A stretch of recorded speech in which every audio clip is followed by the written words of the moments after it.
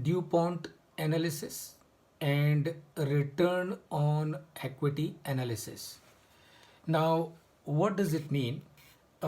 When you talk about DuPont analysis, DuPont analysis takes into account two factors as far as the return on investment is concerned.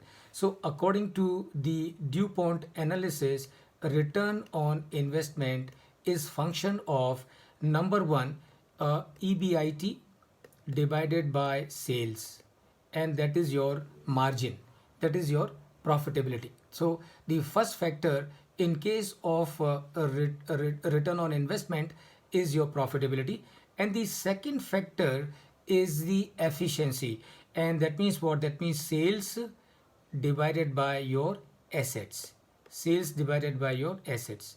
So what DuPont analysis says, DuPont analysis says the return on investment of any company is dependent on two factors. Number one factor is the profitability of that business or the margins of that business, and number two, the efficiency of that business.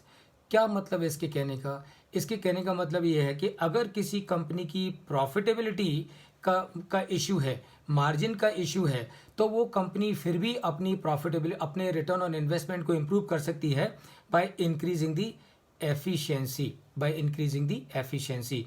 और in other words, अगर कोई company अपनी efficiency को improve नहीं कर सकती है, तो वो कंपनी फिर भी अपने रिटर्न ऑन इन्वेस्टमेंट को इम्प्रूव कर सकती है bye improving the margins or by improving the profitability.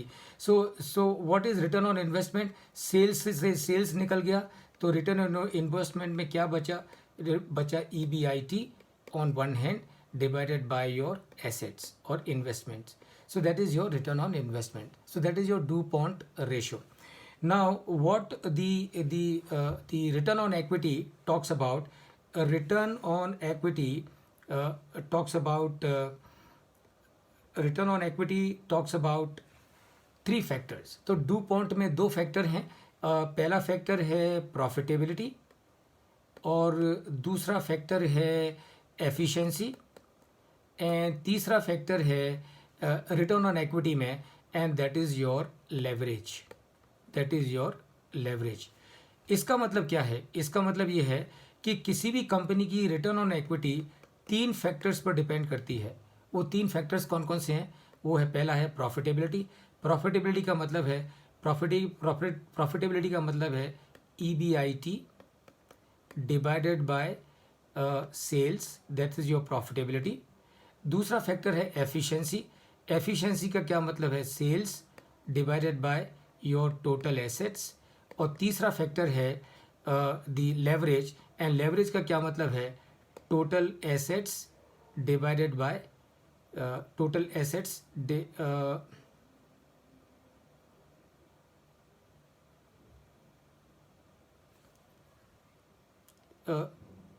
Leverage का मतलब है नेटवर्थ और equity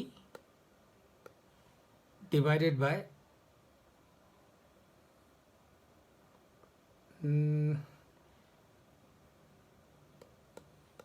total assets divided by equity. Okay, so let me repeat it once again. That is your return on equity. Return on equity is function of three factors. Factor number one is profitability, factor number two is the efficiency, factor number three is the leverage. How do we calculate the profitability?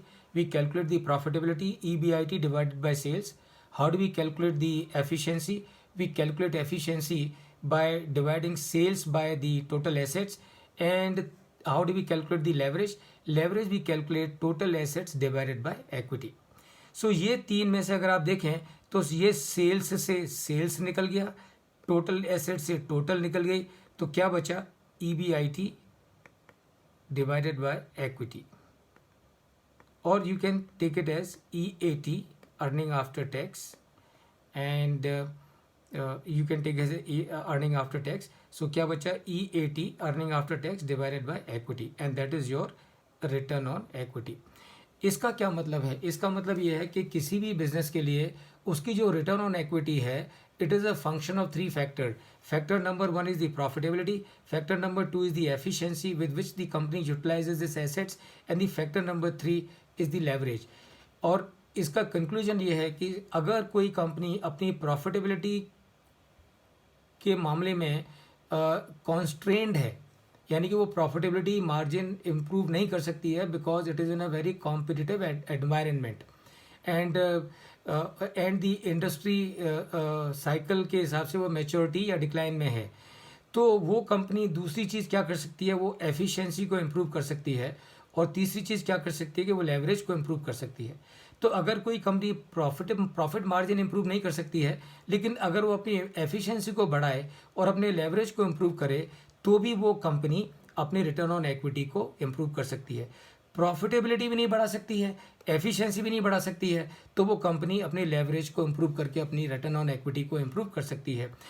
और leverage को improve नहीं कर सकती है, profitability को improve नहीं कर सकती है, तो वो कंपनी अपने रिटर्न ऑन एक्विटी को, एफिशिएंसी को इम्प्रूव करके इंक्रीज कर सकती है.